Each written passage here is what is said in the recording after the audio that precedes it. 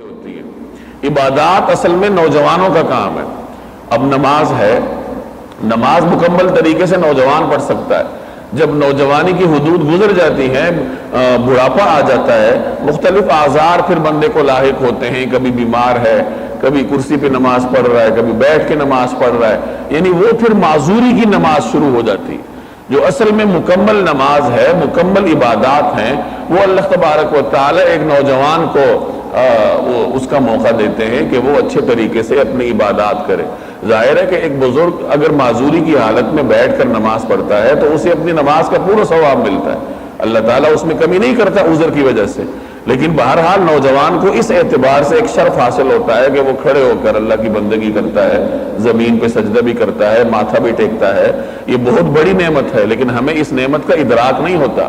یہ تو جب اللہ تعالیٰ زمین پر ماتھا ٹیکنے کا موقع چھین لیتا ہے، پھر انسان کو پتہ چلتا ہے کہ زمین پر ماتھا ٹیکنا یہ کتنی بڑی نعمت تھی۔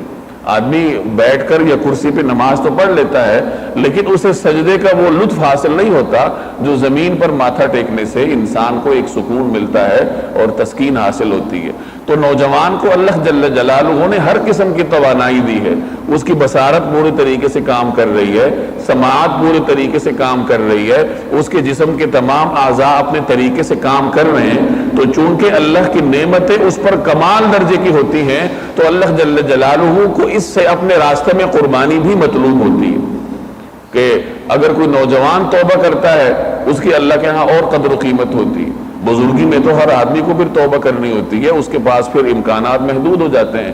تو اگر کوئی نوجوان اپنی نوجوانی میں اللہ جل جلالہ کے راستے میں نکلتا ہے، مسجد جاتا ہے، اللہ کی عبادت کرتا ہے، تو اس کے اس دورانیے کی نماز اور اس دورانیے کی عبادت اللہ جل جلالہ کو انتہا درجے کی محبوب ہوتی ہے۔